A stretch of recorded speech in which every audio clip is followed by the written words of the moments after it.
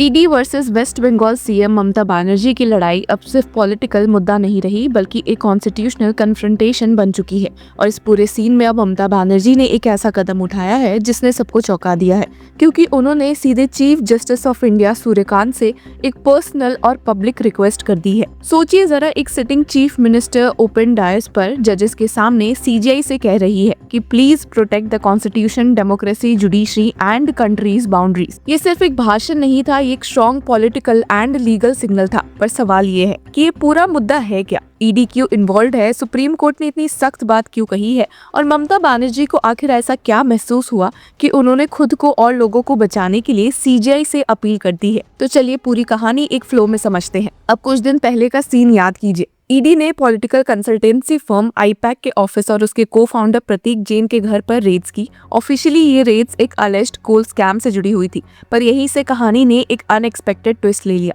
Red के दौरान CM Mamata Banerjee खुद वहां पहुंच गई थी, और सिर्फ पहुंची ही नहीं बल्कि डॉक्यूमेंट्स और लैपटॉप के साथ बाहर निकल आई। ये तस्वीर और ये एक्शन देखकर पॉलिटिकल कॉरिडोर्स में हंगामा मच गया। अपोजिशन ने कहा कि इन्वेस्टिगेशन में डायरेक्ट इंटरफेरेंस है, ईडी ने कहा कि ये रूल ऑफ लॉ के खिलाफ है, और सुप्रीम कोर्ट तक बात पहुंच गई। अब सुप्रीम कोर्ट की bench of justices Prashant Mishra and Vipul Pancholi ने इस इंसिडेंट को लाइटली नहीं लिया। क्लियरली कहा कि ये एक सीरियस इशू है। कोर्ट ने ये भी बोला कि अगर सेंट्रल एजेंसीज बोनाफाइड तरीके से किसी सीरियस ऑफेंस की इन्वेस्टिगेशन कर रही है तो क्या उन्हें पॉलिटिकल एक्टिविटीज के थ्रू ऑब्स्ट्रक्ट किया जा सकता है। कोर्ट ने ये वार्निंग भी दी कि अगर इन सवालों का जवाब नहीं मिला तो ये लॉलेसनेस को जन्म देगा। और इसी बैकड्रॉप में CM Mamata Banerjee Jalpaiguri circuit bench of the Calcutta high court के नए बिल्डिंग के इनॉग्रेशन पर बोल रही थी। अब स्टेज पर जजेस मौजूद थे, chief justice of India Suryakant भी वहाँ थे, और तब ममता बनर्जी ने वो कहा जो हेडलाइंस बन गया। उन्होंने कहा कि my request to my chief justice and all justices is please protect the constitution, democracy, judiciary, history, geography and boundary of the country from disaster. अब ये सिर्फ इमोशनल अपील नहीं थी, ये एक पॉलिटिकल नैरेटिव का कंस्ट्रक्शन था, जहां ममता बनर्जी खुद को और अपनी पार्टी को टारगेटेड दिखा रही थी। उन्होंने ये भी कहा कि बहुत सारी एजेंसीज लोगों को बदनाम कर रही है, डेलिब्रेट अटेम्प्ट्स हो रहे हैं डिफेम करने के लिए। और फिर एक लाइन जो काफी पावरफुल थी, please protect the people, I am not saying this for me. ये कहना और फिर ये ऐड करना कि you are the guardian of the constitution, there is nobody superior to you, we are under your custody. ये एक तरह से जुडिशरी के सामने अपनी लॉयल्टी और फेथ को पब्लिकली असर्ट करता है। साथ ही एक सटल प्रेशर भी था, जैसे ये कहना कि अब जुडिशरी को ही आगे कुछ करना पड़ेगा। सीएम ममता बनर्जी ने मीडिया ट्रायल्स के ट्रेंड पर भी सवाल उठाया। उनका कहना था कि मीडिया पहले ही लोगों को गिल्टी डिक्लेयर कर देती है बिना कोर्ट के वर्डिक्ट के। ये आर्गुमेंट हम पहले भी कई पॉलिटिशियन से सुन चुके हैं, पर जब एक सीएम जुडिशरी के सामने खड़ी होकर ये बात करती है तो इसका वेट अलग होता है। पर वहीं दूसरी तरफ सुप्रीम कोर्ट के ऑब्जर्वेशंस और नोटिसेस के बाद बीजेपी को एक स्ट्रॉन्ग टॉकिंग पॉइंट मिल गया था, क्योंकि सुप्रीम कोर्ट ने waste Bengal CM Mamata Banerjee, waste Bengal government और स्टेट के डीजीपी राजीव कुमार को नोटिस इशू कर दिया। ईडी ने तो यहाँ तक डिमांड कर दी कि इस पूरे इंसिडेंट पर सीबीआई इंक्वायरी होनी चाहिए, क्योंकि उनका कहना था कि रेड्स को डेलिब्रेटली ऑब्स्ट्रक्ट किया गया है। मतलब बात सिर्फ पॉलिटिक्स तक सीमित नहीं रहती, बल्कि एक चीफ मिनिस्टर के कंडक्ट और कॉन्स्टिट्यूशनल लिमिट्स पर आ गई। बीजेपी लीडर्स ने कहा कि जो पूरी सिचुएशन वेस्ट बंगाल में लॉ एंड ऑर्डर के ब्रेकडाउन को दिखाती है। बीजेपी का कहना है कि जब खुद चीफ मिनिस्टर इन्वेस्टिगेशन में इंटरफेयर करेगी, फाइल्स उठाकर ले जाएगी, तो फिर रूल ऑफ लॉ का क्या मतलब रह जाता है। इस पॉलिटिकल फायर के बीच ममता बनर्जी ने स्ट्रीट्स पर भी अपनी स्ट्रेंथ दिखाई। रेड्स के अगले ही दिन कोलकाता में उन्होंने लगभग 6 किलोमीटर का प्रोटेस्ट रैली निकाला।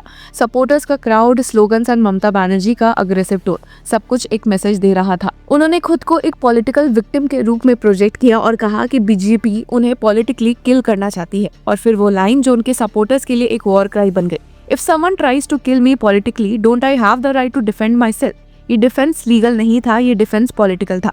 उन्होंने ये भी अक्यूज किया कि ईडी, सीबीआई जैसे एजेंसीज को बीजेपी ने कैप्चर कर लिया है।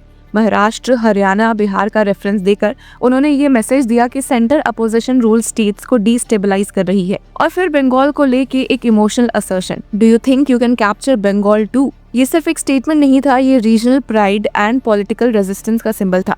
अब यहाँ पर एक इम्पॉर्टेंट सवाल उठता है, क्या ममता बनर्जी का ईडी रेड के दौरान वहां जाना और डॉक्यूमेंट्स ले जाना सेल्फ डिफेंस था या कॉन्स्टिट्यूशनल ओवररीच? क्या एक इलेक्टेड सीएम को ये राइट है कि वो इन्वेस्टिगेटिंग एजेंसी के काम में इंटरवीन करे, चाहे रीजन पॉलिटिकल सस्पेशन ही क्यों ना हो? सुप्रीम कोर्ट इसी लाइन पर क्लैरिटी चाहती है। कोर्ट का कंसर्न ये है कि अगर हर पॉलिटिकल लीडर इन्वेस्टिगेशन के वक्त अपनी पावर का यूज करे तो फिर एजेंसीज का काम कैसे चलेगा। दूसरी तरफ सीएम ममता बनर्जी का नैरेटिव ये है कि एजेंसीज न्यूट्रल नहीं है और जब सिस्टम ही बायस्ड हो जाए तो रेजिस्टेंस जस्टिफाइड हो जाता है। ये डिबेट सिर्फ ममता बनर्जी तक लिमिटेड नहीं है, ये debate federalism, centre state relations and agencies की इंडिपेंडेंस पर भी है। सीजीआई से डायरेक्टली अपील करना भी अपने आप में अनयूजुअल है। नॉर्मली पॉलिटिशियंस कोर्ट में प्लीड करते हैं, प्रेस कॉन्फ्रेंसेस करते हैं, पर ओपन डायस पर जुडिशरी को गार्जियन बोलकर ये कहना कि we are under your custody, ये एक इमोशनल फ्रेमिंग है। इससे एक साइड जुडिशरी को एलिवेट करती है पर दूसरी साइड जुडिशरी पर प्रेशर भी क्रिएट करती है, चाहे वो इंटेंशनल हो या ना हो। अब आगे क्या होगा ये देखना इंटरेस्टिंग होगा। सुप्रीम कोर्ट का फाइनल स्टैंड, ईडी की इंक्वायरी और सीएम ममता बनर्जी का रिस्पॉन्स, ये सब मिलकर ये डिसाइड करेगा कि ये सिर्फ एक पॉलिटिकल शोडाउन था या फिर एक लैंडमार्क कॉन्स्टिट्यूशनल मोमेंट।